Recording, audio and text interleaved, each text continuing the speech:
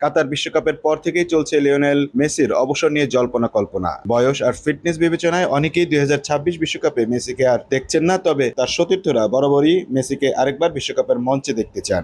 যদিও এ নিয়ে নিজে কিছু বলেননি মেসি। আর্জেন্টাইন এই তারকার আগামী বিশ্বকাপে খেলা নিয়ে এবার কথা বলেছেন ম্যাক অ্যালিস্টার।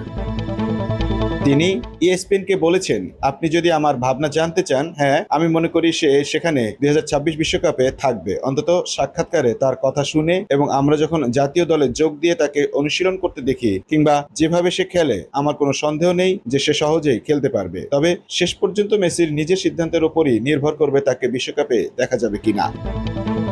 অ্যালিস্টার বলেছেন, এটাও ঠিক যে এই সিদ্ধান্ত খুবই ব্যক্তিগত। সম্ভবত বিশ্বকাপের সময় ঘনিয়ে আসবে, তখন সে কেমন অনুভব করছে তার প্রেক্ষিতে এটা ঘোষণা করা হবে। আমি আশা করি সে বিশ্বকাপে থাকবে। আর এটা সবসময় বলি, লিও আমার কাছে বিশ্বসেরা। পার্থক্য গড়ে দেওয়ার সামর্থ্য তার আছে, এমনকি তার বয়স হয়ে যাওয়ার পরও। কোপা আমেরিকার ফাইনালে চোটে পড়ে ছিটকে যান মেসি। চোট কাটিয়ে এখনো মাঠে ফেরা হয়নি তার। মেসি বরাবরই পার্থক্য গড়ে দেন বলে মনে করেন অ্যালিস্টার।